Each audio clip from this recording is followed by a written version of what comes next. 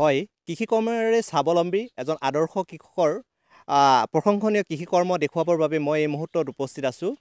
Dhemaji collagen গাঁও পঞ্চায়তৰ অন্তৰ্গত দীঘলী চাপৰিৰ গাঁৱত আৰু মোৰ সৈতে উপস্থিত আছে ভাৰত চৰকাৰৰ কৃষি মন্ত্ৰালয়ৰ পৰা আদৰ্শ কৃষক হিচাপে পুৰস্কাৰপ্ৰাপ্ত বিজয় পামে। মই তেখেতৰ বাৰীত আহি উপস্থিত হৈছোঁ। প্ৰথমতে মোৰ কেমেৰাৰ সহযোগীয়ে দেখুৱাব কি ধৰণে বিজয় পামে নামৰ এই আদৰ্শ কৃষকগৰাকীয়ে প্ৰায় 1000 খুঁটিত পাণ ৰোপণ কৰি তেওঁ লাভজনক এক ব্যৱসায় কৰিছে, কৃষি কৰ্ম কৰিছে। তাৰ সমান্তৰালভাৱে তেওঁ ভোট জলকীয়াৰ খেতি কৰিছে, মাইক্ৰ' জলকীয়াৰ খেতি কৰিছে, জিকা খেতি কৰিছে আৰু কেঁচুসাৰ খেতি কৰিছে। মই তেখেতৰ ওচৰলৈ পোনে পোনে আহিব বিচাৰিছোঁ। আপোনাক প্ৰথমতে NKTVৰ ফালৰ পৰা স্বাগতম জনাইছোঁ। আপুনি ভাৰত চৰকাৰৰ কৃষি মন্ত্ৰালয়ৰ পৰা পুৰস্কাৰ পাইছিলে। কোন বছৰ পুৰস্কাৰ পাইছিলে? মই প্ৰথমে NKTVৰ কৰ্মকৰ্তালৈ স্বাগতম জনাইছোঁ, যিহেতু মই ভাৰত চৰকাৰ কৃষি মন্ত্ৰালয়ৰ পৰা যোৱা 12 ছেপ্টেম্বৰ তাৰিখে তাৰমানে 23 চনত, কিন্তু স্কিমটো আছিলে 2022-2021 তাৰ তাৰমানে স্কিমত 2023 চনৰ 12 ছেপ্টেম্বৰ তাৰিখে পুৰস্কাৰ পাইছে। আৰু আপোনাক মই সুধিব বিচাৰিছোঁ, আপুনি কিমান দিনৰ পৰা এই পাণ ৰোপণ কৰি পাণ ব্যৱসায়ৰ লগত জড়িত হৈ আছে? মই পাণৰ লগত জড়িত হোৱা আজি প্ৰায় 5 পৰা 7 বছৰৰ ভিতৰত। কিমান খুঁটি পাণ আছে আপোনাৰ? মোৰ প্ৰায় তাৰমানে 1000, হয়তো বেছিও হ'ব পাৰে, কমতিও হ'ব পাৰে। ইমান আপুনি পাণ যে খেতি কৰিছে, ধৰক লাভজনক খেতি, আপুনি সপ্তাহত কিমান গুছি পাণ ছিঙিব পাৰে, দৈনিক কিমান ছিঙে আৰু কিমান ইনকম হয় আপোনাৰ? তাৰমানে এনেকৈ বছৰেকৰ গড় হিচাপে বুলি ক'লে মানে প্ৰতি মাহে মুঠতে মই পাণটো 300ৰ পৰা 400ৰ ভিতৰত বুলি ক'ব লাগিব। গুছি সপ্তাহত যদি 300ৰ পৰা 400 যদি হয়, তেতিয়াহ'লে তাৰমানে বছৰেকৰ হিচাপটো ইমানটো আহেগৈ আৰু। কিমান টকা ইনকম হয় এনেই তাৰমানে বছৰেকত? 1.5 লাখ টকা আহে আৰু। আৰু তাৰ সমান্তৰালভাৱে আপুনি বেলেগ খেতিও কৰিছে? কি কি কৰিছে?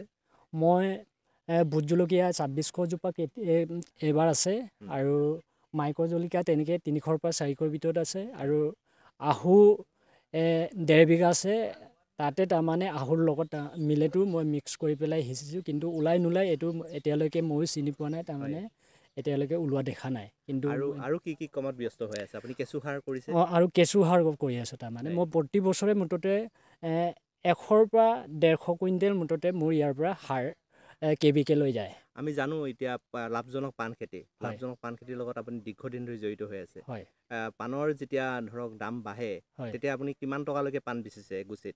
মইতো যেতিয়া লকডাউন হৈছিলে, লকডাউনৰ সময়ত মই 40 টকালৈকে বিকিছোঁ এক গুছি পাণত। তাৰমানে তেতিয়া আনচিজনো আছিলে, প্ৰায় ফাগুন আৰু চ'ত মাহ চলি আছিলে। এইটো সময়তে তাৰমানে মই পাণৰ গুছি হাইষ্ট দাম তাৰমানে 40 টকাকৈ পাইছোঁ। কেনেকুৱা ধৰণৰ কাম কৰিবলগীয়া হয়? পাণ খেতি কিমান যত্ন ল'বলগীয়া হয়? ইয়াত পাণ খেতিত তাৰমানে ক'বলৈ বাকী নাই, আৰু তাৰমানে বাট এমুঠি কাবলৈও কৰতগীয়াকৈ কাবলগীয়া হয়, আৰু ইমান তাৰমানে কামত জড়িত হৈ থাকিবলগীয়া হয়। আপোনাৰ আমি কৃষি পামখন দেখিছোঁ, ইমান প্ৰশংসনীয় কৃষি পাম গঢ়ি তুলিছে। আপোনাৰ কেইজন মানুহ জড়িত হৈ আছে কৃষি পামত? মোৰ লগত তাৰমানে মোৰ ঘৰৰ পৰিয়ালৰ 6জন আছে। ল'ৰা 2টা, বোৱাৰী, মানুহজনী, মই, আৰু লগত তাৰমানে আমাৰ মাহী সম্বন্ধীয় চন্দ্ৰলতা তায়ে, আৰু লগতে মোৰ লগৰ অবিৰাম পেগু আৰু কোকেশ্বৰ দলে, আমি গোটেইখিনি মিলি পেলাই। কৃষি পামত কৃষি বিভাগৰ মানুহ আহিছেনে? আহি থাকে বাৰু, আহিয়ে থাকে। নতুন প্ৰজন্মই কৃষি কাৰ্যৰ প্ৰতি আকৰ্ষিত কৰিব বাবে আপুনি কি ক'ব? তাৰমানে মই এইটোৱে কৈছোঁ, মই ক'ব বিচাৰিছোঁ, যিহেতু আজিৰ তাৰিখত তাৰমানে এনেই সময়খিনি নষ্ট কৰি থকাতকৈ তাৰমানে এনেই আড্ডা পিটি থকাতকৈ মুঠতে এনেকৈ যিকোনো কামত জড়িত হয়, কৃষি কামত জড়িত হয়, তাৰমানে নিজৰ পৰিয়ালখনৰ মুঠতে ভৱিষ্যত উজ্জ্বল কামনাৰ্থে মুঠতে সংস্থাপনৰ দিশলৈ আহিব লাগে বুলি মই ভাবোঁ। হয়, এয়া আছিল প্ৰগতিশীল কৃষক বিজয় পামে।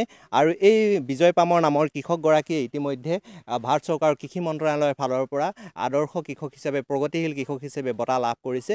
আচলতে ক'ব লাগিব যে যি সময়ত একাংশ শিক্ষিত নিবনুৱাই এটা নিশ্চিত কৰ্মসংস্থাপনৰ আশাত বহিৰাজ্যলৈ ঢাপলি মেলিছে, কামৰ সন্ধানত দিক বিদিক হেৰুৱাই পেলাইছে। তেনে সময়ত কিন্তু এই বিজয় পাম আৰু কৃষি পামে নিশ্চয়কৈ আদৰ্শ দেখুৱাব পাৰে আৰু নতুন প্ৰজন্মই এনেধৰণে লাভজনক পাণ খেতি আৰু ভোট জলকীয়া খেতিৰ লগতে অন্যান্য খেতি কৰি কৃষি কৰ্মৰে স্বাৱলম্বী হোৱাৰ এক পথ দেখুৱাইছে তেখেতে আৰু তেখেতৰ কৃষি কৰ্মই নিশ্চয়কৈ জিলাখনৰ আদৰ্শ কৃষি কৰ্ম হিচাপে প্ৰশংসনীয় কাৰ্য হৈ পৰিছে।